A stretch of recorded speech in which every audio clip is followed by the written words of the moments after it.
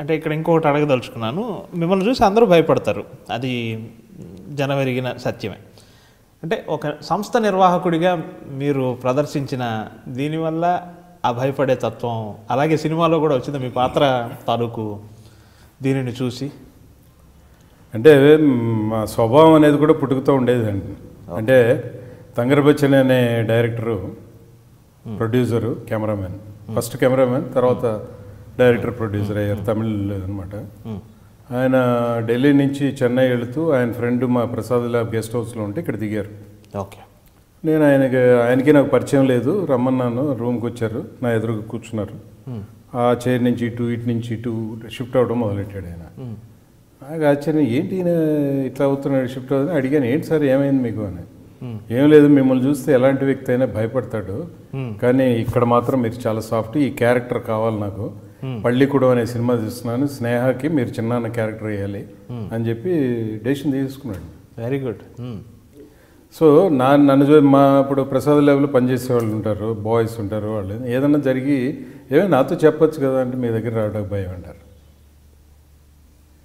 So అదేంటంటే పుట్టుకతో దేవుడు నాకు ఫేస్లో ఏంటంటే, నేను ఎవరి దగ్గరికైనా వెళితే నా వాయిస్ వినుకోకుండా కూర్చున్నా అనుకోండి, నాకెవరూ సహకరించరు, నన్ను ఎవరు నాకు సహాయం చేయరు, నన్ను ఒక విలన్గానే చూస్తారు, దుర్మార్గుడిగానే చూస్తారు. ఎందుకంటే ఆ ఎక్స్ప్రెషన్ ఫేస్లో అదే ఉంటుంది కాబట్టి. తర్వాత ఎప్పుడైతే నేను మాట్లాడటం మొదలెడతాను, ఇందాక మీరు అన్నారు చూడండి వాయిస్, నా వాయిస్లో కఠినంతో పాటు మార్ధవం కూడా ఉంది.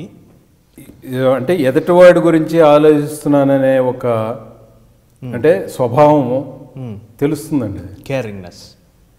అంటే నా కోసం ఆయన అరుస్తున్నాడు, నా కోసం ఆయన కోపడుతున్నాడు అనేది దేవుడిచ్చిన వరం. ఏంటంటే ఆ స్వరంలో అది ఉందండి, ఆ మాధుర్యం ఉంది, ఖచ్చితంగా ఉంది. అది పైకి కాఠిన్యం కనిపించినా మీ మనసు ఖచ్చితంగా వెన్న. అది అంటే ఎదుటి వాళ్ళ గురించి ఆలోచిస్తానండి, అందుకని కోపడతాను. అందుకని అది ఏమంటాడు ఈయన భయంతో రావటం కానీ ఇట్లా రాకపోవడం జరిగింది. ఎన్నిసార్లు జరిగినా అరే నేను ఇవి కోపడినా ఎందుకే మంచి కోసమే కోపడతానన్నా కూడా మళ్ళీ రారండి.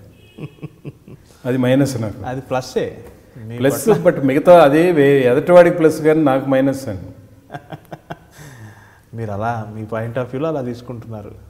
సరే, తంగర్ బచ్చన్ గారి ప్రస్తావన వచ్చింది కాబట్టి మీ తొలి చిత్రం తమిళంలో పళ్ళికూడం. ఆ అనుభవం ఎలా ఉంది? అంటే తమిళ భాషతో మీకు చాలా పరిచయం ఉంది, ఎందుకంటే చాలా జీవితం మీరు అక్కడ చేశారు. అదే చెప్పాను కానీ నా తత్వం ఏదన్నా అనిపిస్తే తప్పు రైట్ అంటే వెంటనే మాట్లాడేస్తాను, మొహోటం లేకుండా మాడతాను, నిర్మోహోటంగా మాడతాను చెప్పాను కదండి. ఫస్ట్ డే షూటింగ్ వెళ్ళాను, బయట ఒక junior artist, senior most artist కూర్చుంటే, ఏమండి డైరెక్టర్ గారు ఏం చెప్తారు, మనం ఏం చేయాలని అడిగాను అని చెప్పి శివాజీ గణేశన్ గారి గురించి చెప్పాడు. శివాజీ గణేశన్ గారు లొకేషన్కి రాగానే డైరెక్టర్ దగ్గరికి వెళ్ళి, ఏంటి వాళ్ళ సీన్ ఏం తీస్తున్నారు సార్, ఇది అని చెప్తాడు డైరెక్టర్.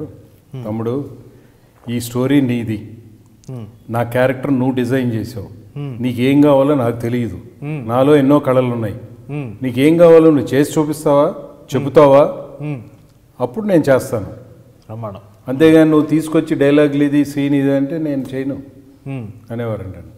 ఓకే. అట్లా ఈయన ఏం చెప్పాడంటే, ఆయన ఏం చెప్తాడో అది చేయండి అన్నాడు. సరే లోన్కి వెళ్ళాను.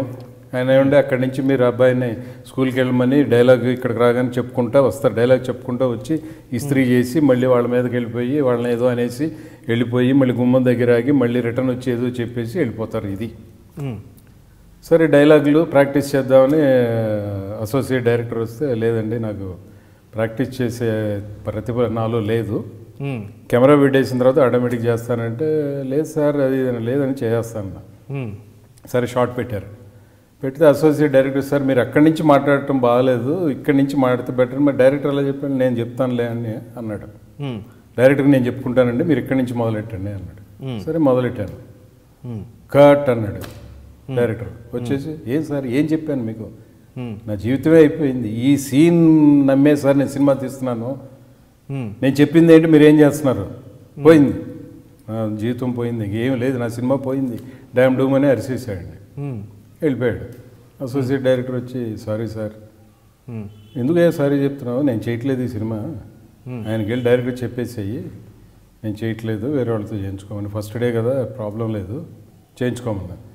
ఏంటి సార్ మీరు తేడాగా ఉండరు, ప్రాక్టీస్ చేయమంటే చేయనంటారు, డైరెక్టర్ కోప్పడైనా వెళ్ళిపోతానంటారు. బాబు ఆయన నా ఫ్రెండ్, ఇప్పుడు ఆయన కోప్పడినప్పుడు నాకు మూడు పోయింది అనుకో, నేను సరిగ్గా చేయలేదనుకో, మళ్ళీ టేకు, ఇదేమో బడ్జెట్ సినిమా, సో ఆయన నష్టపరిచిన వాడిని అవుతాను, పెద్ద వాళ్ళ ఇంకోటి మార్చడం వల్ల ఆయనకేమి ఈ సినిమా షూటింగ్ ఆగిపోయిన ప్రాబ్లం లేదు, ఈ సీన్ మళ్ళీ వేరే చేసుకోవచ్చు, వేరే వాళ్ళతో చేసుకోవచ్చు, ఇంకోటి చేసుకుంటాడు ఆయన. సరే అని చెప్పి వెళ్ళి చెప్పాడు ఆయనకి, ఆయన నవ్వుకుంటూ వచ్చాడు. సరే అవన్నీ వద్దు కానీ అసలు అక్కడి నుంచి రావడం ఇవన్నీ వద్దు, మీరు ఇక్కడ నిలబడి ఇస్త్రీ చేస్తూ చెప్పేయండి అన్నాడు. ఓకే, సో చెప్పేశాను, చప్పట్లు కొట్టేశారు.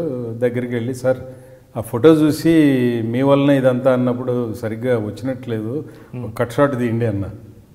కింద నుంచి పోయేదాకా చూసి ఏమనుకుంటున్నారు, నేనా డైరెక్టర్ మీరా అంటే మాకు ఎలా తీయాలో తెలీదా, పోయింది సార్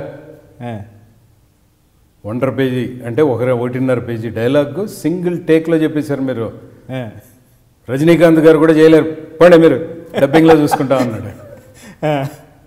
అంటే ఊరికే రజనీకాంత్ గారు ఎందుకు చేయలేరని చేస్తాడు, ఎందుకు నన్ను ఎంకరేజ్ చేయడం కోసం ఆ మాట అని ఉండొచ్చు. సో అట్లా ఆయనతో అంటే స్పాట్లో నాకు అనిపించిందంటే తప్పు అనిపించిందంటే ఎవరు ఏంటి ఆలోచించకుండా అనేది బయటకు వచ్చేస్తున్నాను, కక్కేస్తాను. అదే మీకు నటనలో కూడా ప్లస్ అయింది కదా, ప్లస్ అయింది. అవును. Coffee with Yamuna Kishore program, please watch my program only in I dream.